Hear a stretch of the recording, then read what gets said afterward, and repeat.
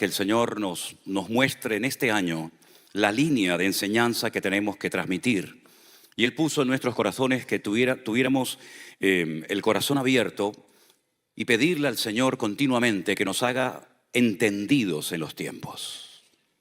Me da mucha tristeza cuando hablo con creyentes que llevan muchos años en las congregaciones, incluso hasta en el ministerio, y me dicen, mira, yo de este tema yo no conozco nada. Yo les voy a contar una pequeña anécdota antes de leer la porción bíblica. Y es que una vez en Cataluña me invitaron un grupo de pastores para dar durante una semana unos estudios acerca de las profecías, de Daniel, Apocalipsis, Ezequiel, etc. Y yo me quedaba en la habitación con otro pastor. Y una noche él me dice, ¿tú sabes una cosa, Manuel? Yo nunca en mi vida he dado un estudio exhaustivo y profundo de las profecías bíblicas. Y le dije, ¿y por qué? Dice, porque no entiendo nada. No sé nada del tema este. Para mí es algo nuevo. Y ya digo, es una lástima ver la cantidad de creyentes que no saben nada acerca de lo que está ocurriendo y de lo que está próximamente a ocurrir.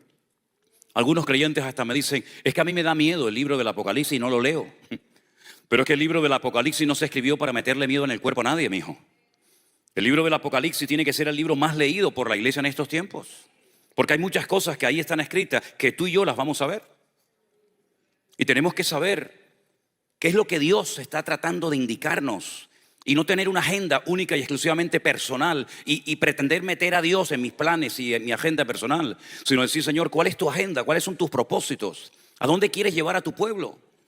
Yo tengo en mi corazón que desde el año 2020, que fue el tiempo de la pandemia, Dios viene hablando claramente a la iglesia como hacía siglos que no hablaba tan claramente a su pueblo. Algunos captaron el mensaje y otros todavía están en la inopia, no se han enterado de nada. Pero yo creo que el Señor está hablando de una forma tan clara, tan directa. Simplemente lo que tenemos que decir, ¿en qué época me ha tocado vivir a mí? Porque depende del tiempo en el que yo viva, van a ser las señales que yo voy a poder ver. Es decir, si nosotros hubiéramos nacido en la época, por ejemplo, de Noé, tendríamos que habernos preparado durante mucho tiempo, almacenando comida, ayudando a Noé a construir aquel enorme barco gigantesco en medio del desierto, porque la señal de aquellos tiempos era el diluvio. Noé sabía que él no había sido llamado para construir ningún templo, ni para ir por todo el mundo predicando el evangelio, como después le dijo el Señor a sus discípulos. Él sabía perfectamente a lo que Dios lo había llamado, y la señal de su época era que iba a caer un diluvio. Cuando al Señor Jesucristo los judíos se le acercaron y le dijeron, haznos una señal que nos convenza, que por fin entendamos que tú eres el verdadero Mesías y no otro más que ha venido. Él dijo, la generación perversa y maligna está todo el santo día pidiendo señales, pero esta generación, la única señal que va a haber es la señal del profeta Jonás. Y todos sabían quién era el profeta Jonás. Jonás era un profeta verdadero, genuino de parte del Señor, que recibió un llamado para ir a un lugar llamado Nínive. Pero dice que él no quería ir, entonces dice que descendió de Jerusalén a Jafo, a Jope, y allí pagó el pasaje de un barco, se metió en el camarote de más abajo y se fue rumbo a España, porque Tarsis está en España, en el sur de España, que es la provincia de Huelva. Y la Biblia dice que estuvo 3 días y 3 noches en el vientre de un enorme pez. Y el Señor Jesucristo dice, así como él estuvo en el vientre de ese pez, así estará el Hijo del Hombre 3 días y 3 noches en el vientre de la tierra. Esa es la señal de esa generación. Pero ¿cuál es la señal de nuestro tiempo? ¿Qué es lo que tenemos que estar esperando que suceda? ¿Y qué es lo que no tenemos que dedicarle ni un minuto de nuestro tiempo para no estar haciéndonos una idea errónea del tiempo en el cual el Señor nos ha colocado a nosotros hoy en día? Presten atención a esta porción de la Biblia que es realmente interesante. Con respecto a la venida de nuestro Señor Jesucristo y nuestra reunión con Él, os rogamos, hermanos, que no os dejéis mover fácilmente de vuestro modo de pensar, ni os conturbéis ni por espíritu, ni por palabra, ni por carta como si fuera nuestra, en el sentido de que el día del Señor está cerca. Nadie os engañe en ninguna manera, porque no vendrá sin que antes venga la apostasía y se manifieste el hombre de pecado, el hijo de perdición, el cual se opone y se levanta contra todo lo que se llama Dios o es objeto de culto, tanto que se sienta en el templo de Dios haciéndose pasar por Dios. ¿No os acordáis que cuando yo todavía estaba con vosotros os decía esto? Ahora vosotros sabéis lo que lo detiene, a fin de que a su debido tiempo se manifieste. Porque ya está en acción el misterio de la iniquidad, solo que hay quien al presente lo detiene, hasta que él a su vez se ha quitado de medio. Y entonces se manifestará aquel inicuo, dice la Biblia en el versículo 9, inicuo cuyo advenimiento o aparición o manifestación es por obra de Satanás con gran poder y señales y prodigios mentirosos, con todo engaño de iniquidad para los que se pierden, por cuanto no recibieron el amor de la verdad para ser salvos. Por esto, dice la Biblia, Dios les envía un poder engañoso para que crean a la mentira, a fin de que sean condenados todos los que no creyeron a la verdad, sino que se complacieron en la injusticia. Yo les voy a hacer una declaración en esta mañana. Hoy no va a venir el Señor Jesucristo. ¿Cómo dijo? Hoy no va a venir el Señor Jesucristo. Pero hermano, a mí me dijeron que podía venir en cualquier momento. A mí me da igual lo que ustedes le enseñaron, amigo. Pero hoy no va a venir el Señor Jesucristo. ¿Y cómo lo sé? Porque la Biblia dice que hoy no va a venir el Señor Jesucristo. Si al final del servicio, como ustedes llaman, para nosotros el servicio es el baño. Por eso me cuesta decir servicio, ¿no? Pero bueno, al final del servicio, si vino el Señor en la gloria, les pediré perdón a todos y a cada uno de ustedes. Pero les puedo asegurar de que hoy el Señor Jesucristo no va a venir. Mañana usted se va a levantar y va a volver a ir a trabajar y va a sus estudios o a lo que se dedique. No puede haber más desgracia en la vida de un creyente que ser un ignorante en cuanto al tema de las profecías bíblicas. Si usted coge la Biblia, se va a dar cuenta de que el libro sagrado que contiene más profecías bíblicas o más profecías referentes al futuro es la Biblia. En el Corán no hay ni una sola profecía, ni una. Usted coge todos los libros sagrados de todas las religiones y no son libros de material profético. Pero 3/4 partes del material de la Biblia, todos son profecías y profecías. No todas son iguales, no todas van en la misma línea, evidentemente. Hay profecías, por ejemplo, que ya se han cumplido y le dan credibilidad a las que faltan por cumplirse. Hay profecías que aún no se han cumplido y hay otro tipo de profecías que se han cumplido en parte y en otra parte todavía no. El Señor Jesucristo, cuando salió del templo de Jerusalén, sus discípulos se le quedaron mirando y le dijeron: Señor, ¿te vas tan rápido y no miras lo bonito que es nuestro templo? El Bet HaMikdash, la casa santa, ¿no? Y el Señor Jesucristo dice: mirad todo esto, porque no quedará piedra sobre piedra que no sea derribada. Ellos salen del templo, del monte Moriah. La palabra Moriah significa en hebreo el monte donde Dios es mi maestro. Cruzan el torrente del Cedrón y se meten en el huerto de Getsemaní, en el monte de los olivos. Y allí 4 de sus discípulos, Pedro, Jacobo, Juan y Andrés, le dicen aparte: Señor, ¿cuándo serán estas cosas? ¿Y qué señal habrá de tu venida y del fin del siglo? Y gracias a esa pregunta que ellos le hicieron al Señor, tenemos todo el capítulo 24 de Mateo, que lo podemos complementar con Lucas 21, donde él da una lista enorme de señales proféticas que nos indican cuánto tiempo queda para el final de los tiempos.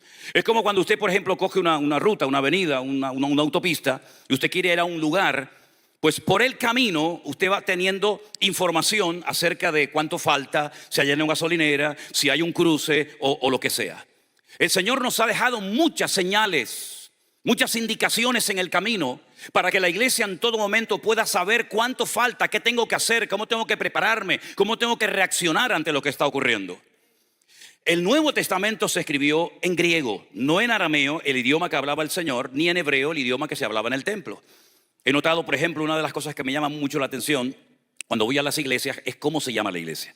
Y ustedes han escogido 2 palabras del idioma griego, la primera y la última, la alfa y la omega. En hebreo sería Aleph Tav, la iglesia alfa y omega.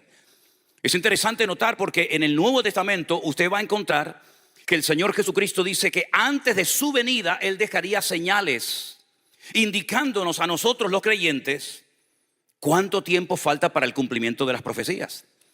Ahora, durante siglos los creyentes estuvieron preparando para el retorno inminente de Cristo, pero la realidad es que todos seguimos aquí. En el Nuevo Testamento, que se escribió en griego, hay 2 palabras para hablar de las venidas de Cristo. ¿Por qué? Porque la Biblia habla de 2 apariciones físicas y visibles del Mesías. Una que ya se cumplió en su primera venida, cuando nació en Belén de Judea, etcétera, etcétera. Y esa palabra que se utiliza es la palabra epifanía. La epifanía es la primera venida del Mesías. Pero la segunda palabra que solamente se usa en la Biblia para hacer referencia a su segunda aparición es la palabra parousia. Y cuando usted lee el texto en el idioma original, usted va a encontrar que el texto dice con respecto a la parousia del Señor Jesucristo. En otras palabras, Pablo lo que va a dar es indicaciones de la segunda venida del Mesías para que sepamos lo que tiene que ocurrir antes de que Él venga. Y dice que antes de que venga el Señor se manifestará el hombre de pecado o el hijo de perdición. La pregunta es: ¿quién es este caballero? ¿Quién es este personaje? En la Biblia el nombre es tu código genético espiritual. Todos tenemos un código genético físico. Los padres transmiten su genética a sus hijos, a la siguiente generación.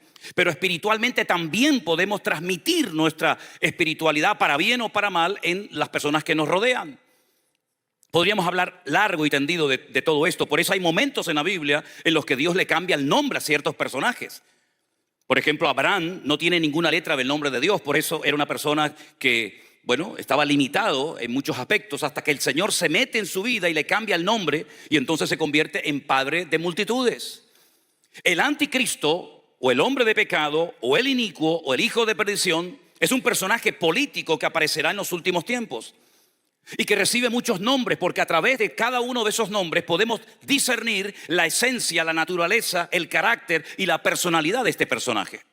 Es como por ejemplo Dios. ¿Cómo se llama Dios? ¿Cuál es el nombre de Dios? Tenemos muchos nombres para Dios. Tenemos muchos nombres para el Señor Jesucristo, cientos. Y tenemos muchos nombres para el Espíritu Santo: Espíritu de vida, Espíritu de adopción, Espíritu de gracia, Consolador, etcétera, etcétera. El anticristo es un personaje político que recibirá un poder político, económico y militar sin precedentes en la historia de la humanidad. Es un personaje con un carisma impresionante, porque, si me permiten la expresión, es la última bala que le queda al diablo en la recámara de su revólver. El diablo ha intentado a lo largo de la historia destruir al pueblo de Dios, borrar la presencia de Dios de la faz de la tierra. Caín se conformaba con matar a Abel, pero Satanás va mucho más allá que el espíritu asesino de Caín. El diablo lo que quiere es arrasar a Dios de la faz de la tierra. Muchas personas a lo largo de la historia intentaron quitar cosas para que no hubiera referencia del nombre de Dios. Por ejemplo, los 3 jóvenes en Babilonia que tienen nombres todos terminados en él, lo que dice él es Dios, les cambiaron el nombre. ¿Para qué? Para que no tuvieran recuerdo de que ellos eran adoradores y servidores de Dios. Les cambiaron el nombre. Los querían cambiar por fuera, pero no lo lograron cambiar por dentro, gracias al Señor, ¿verdad? Adriano, el emperador de Roma, dijo: esta ciudad nunca más se va a llamar Jerusalén, la ciudad de la paz, sino que se va a llamar Aelia Capitolina, para que nunca nadie recuerde que existió un día en la historia una ciudad llamada Jerusalén. Y al país de Israel, Israel es un nombre muy interesante. Tiene la letra Yod, Shin, Resh, Aleph, Lamed. Cada letra es un estudio bíblico. La primera hace referencia a Isaac y a Jacob. La segunda hace referencia a Sara, así sucesivamente. Pero fíjense qué interesante. Ese hombre dijo: este país nunca más se va a llamar Israel, se va a llamar Palestina o Filistea, tierra de los filisteos. Y así el diablo ha intentado cambiar el nombre de las personas y de los lugares para que no haya recuerdo de Dios. Pero el anticristo va a ir mucho más allá.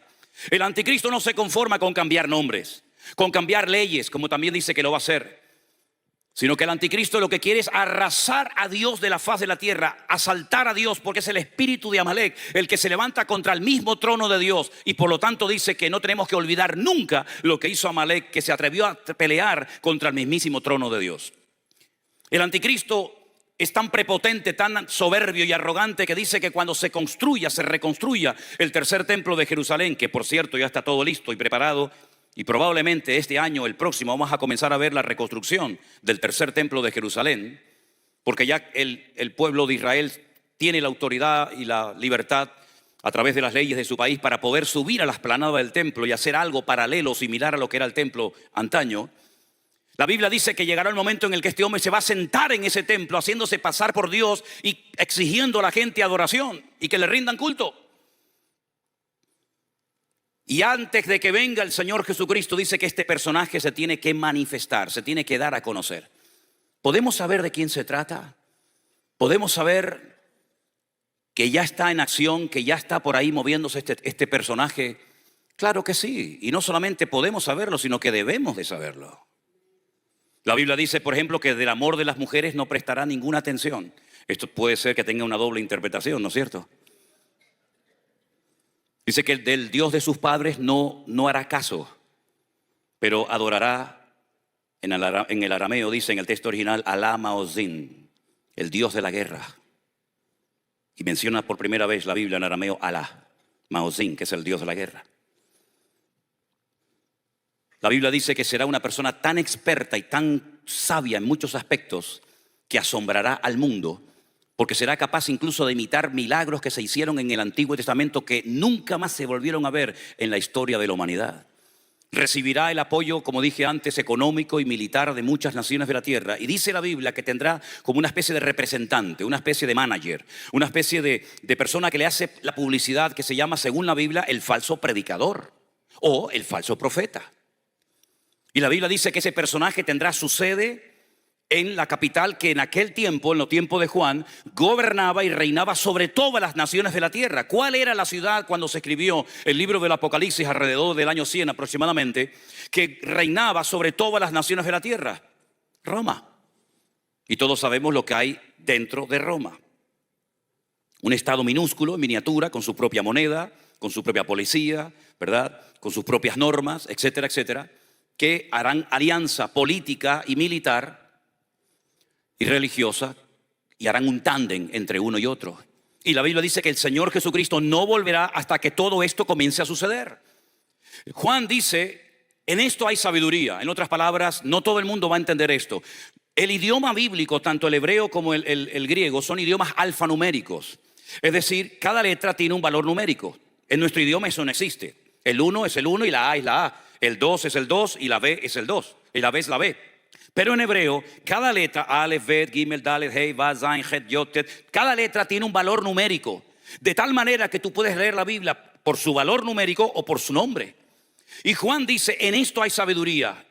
El nombre o el número de la bestia suma 666. Si no te estoy diciendo cómo se va a llamar, pero te estoy diciendo que cuando sospeches o creas que puede ser fulanito o menganito, saca el valor numérico por el valor de cada una de las letras, y si te da 666, amigo, prepárate porque ese puede ser.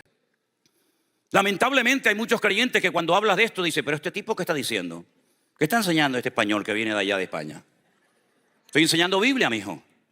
No me estoy inventando nada. Estoy enseñando la palabra de Dios.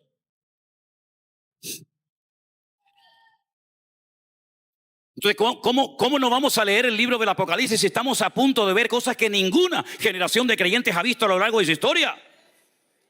Y es interesante notar porque hay como un patrón que se repite, ¿no? Como algo que es reiterativo. Por ejemplo, dice la Biblia que para poder conocer el futuro,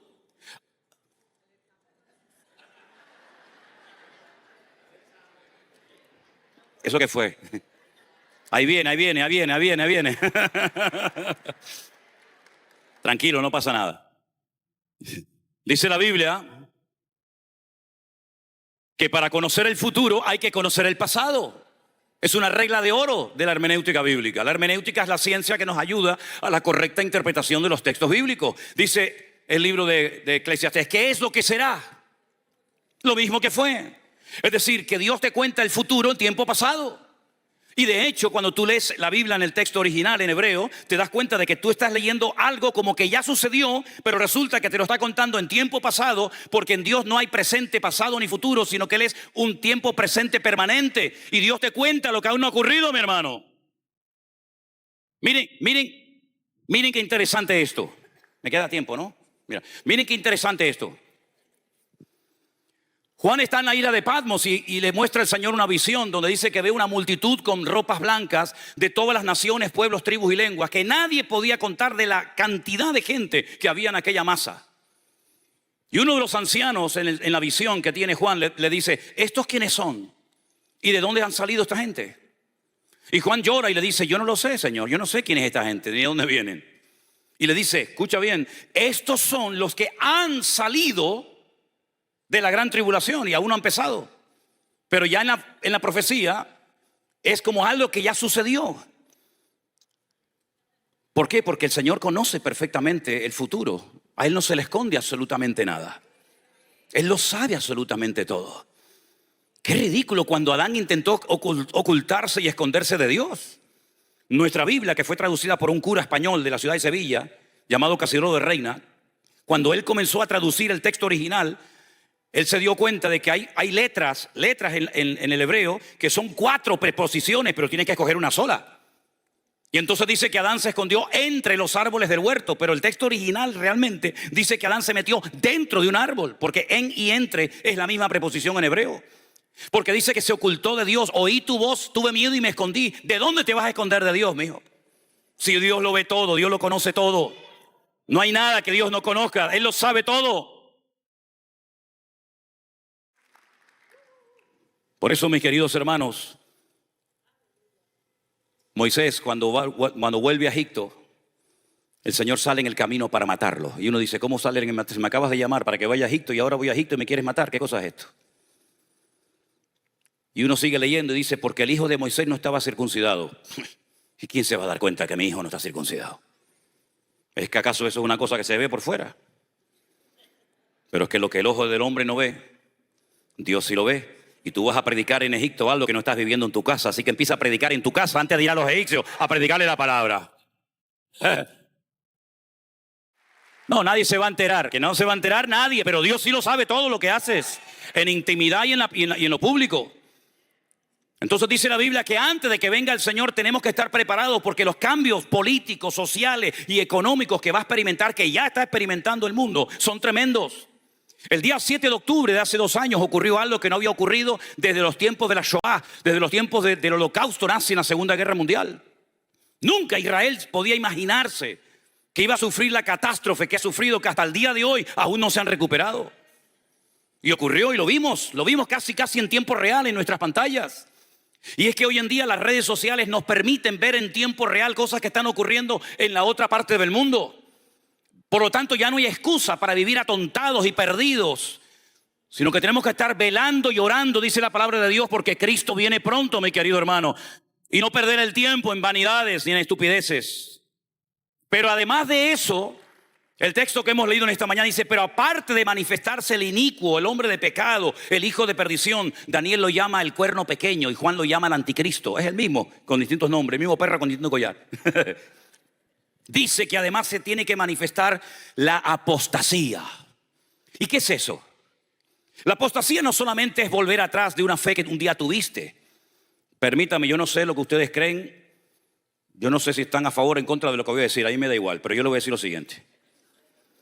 Hay gente que dice, no, yo me convertí y ya nadie se puede desconvertir. Es decir, salvo, siempre salvo. Bueno, ok, vale, usted puede pensar lo que quiera porque para eso es libre. Pero yo le voy a decir lo que dice la Biblia.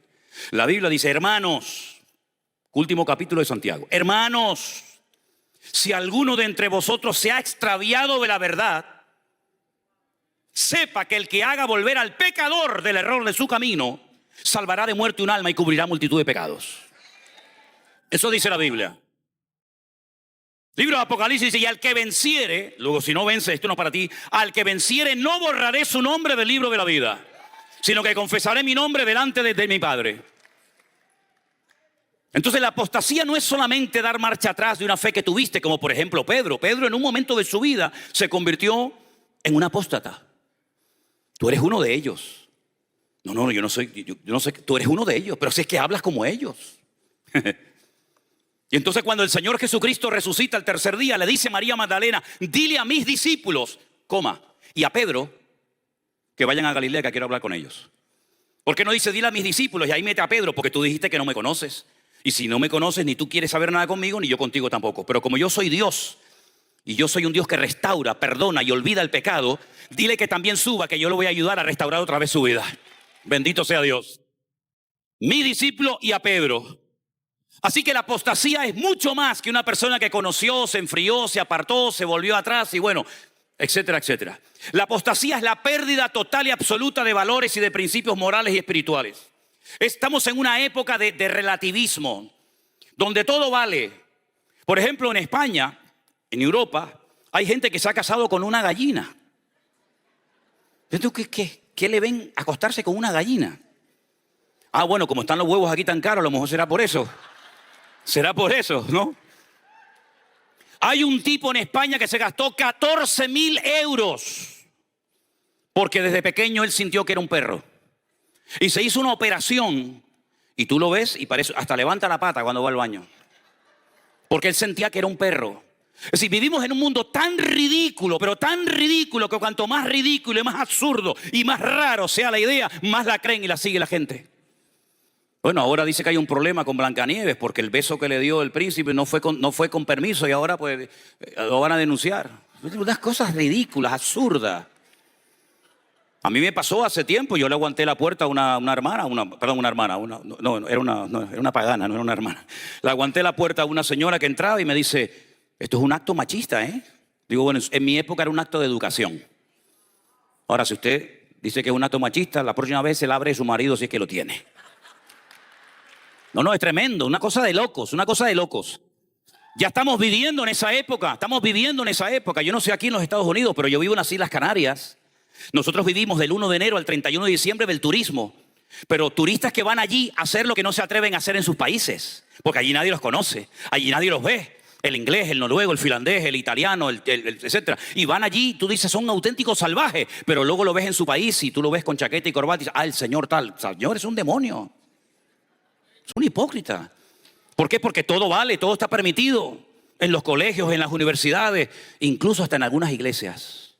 Que para que la gente no se vaya, no le llame la atención porque se van. Y si se van son muchos diezmos los que se van. Que se vaya.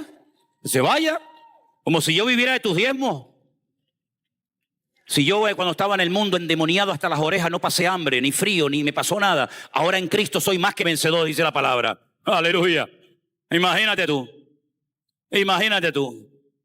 Me acuerdo que teníamos una familia hace años en una de las iglesias que abrimos allí en España y le tuve que llamar la atención a la hija, a una de la familia, y entonces se lo dijo al papá. Y el papá vino, era así un mastodonte, era un gorila. Sí, y me viene así todo tal y me dice, tienes que tener cuidado cómo tratas a mi hija. Digo, sí. Y digo, ¿por qué? Dice, porque nosotros somos muchos en la iglesia y si nos vamos muchos diezmos. Le digo, mira, te voy a decir una cosa, ¿sabes una cosa? Le iba a llamar gorila, no me atreví a llamarle gorila, pero digo, mira, te voy a decir una cosa. A mí no me vengas con esos rollos, no me vengas con esas historias con amenacitas. Y además te voy a decir una cosa, a partir de ahora le voy a prohibir a los ujieres que cuando pasen la cesta de la ofrenda tú pongas un centavo dentro. Tú no vas a diezmar ni a ofrendar nunca tu vida en esta iglesia. Y me dice, no, espera, que hay más, espérate. Y me dice, pues entonces nos vamos. Y te digo una cosa, si nos vamos, ni 3 meses va a durar esta iglesia. Le dije, que no.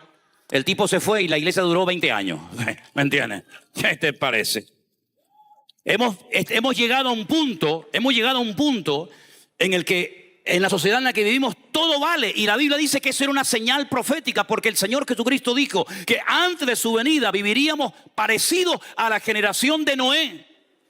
Y la generación de Noé era una generación depravada, perversa, una promiscuidad sexual brutal.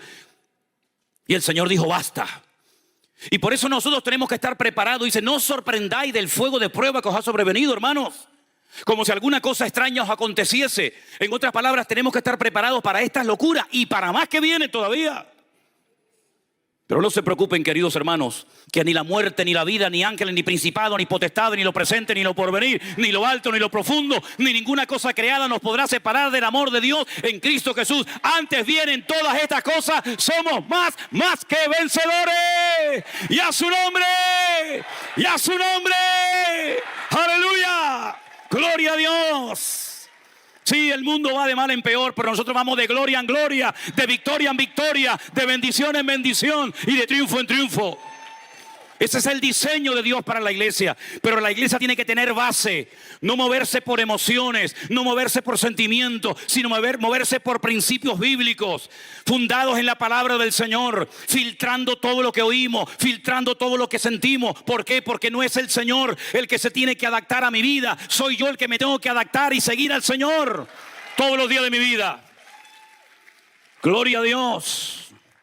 Así que mis queridos hermanos, dice que hasta que todo esto se manifieste, tranquilos.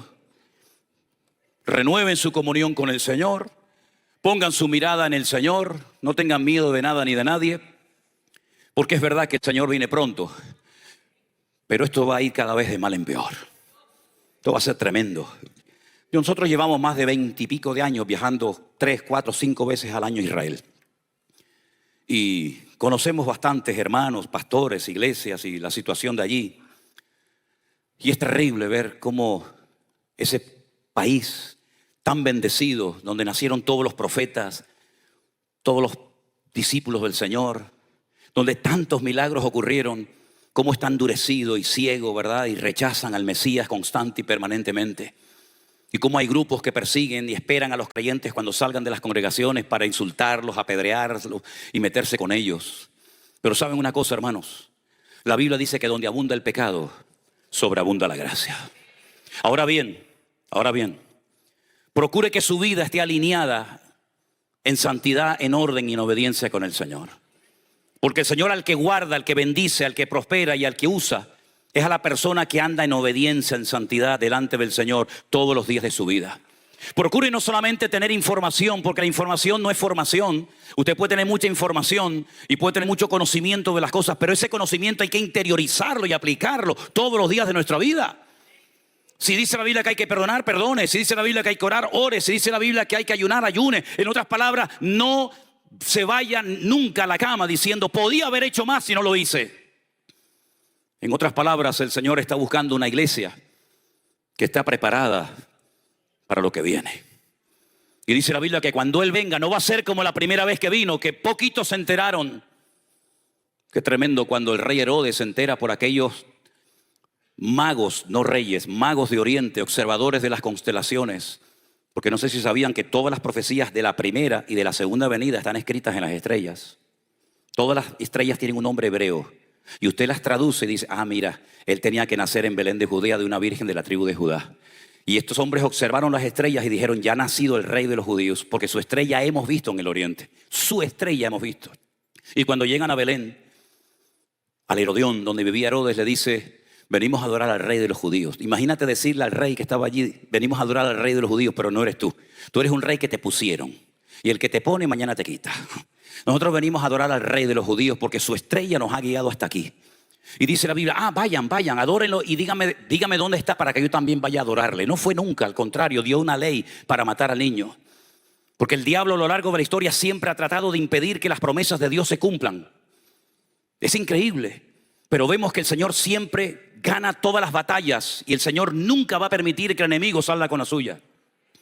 Y la palabra del Señor nos enseña que pocos se enteraron de que había nacido el Mesías. Sin embargo, cuando Él venga en su segunda venida, dice que todo ojo le verá. Toda rodilla se doblará, toda lengua confesará que Él es el Señor para gloria de Dios.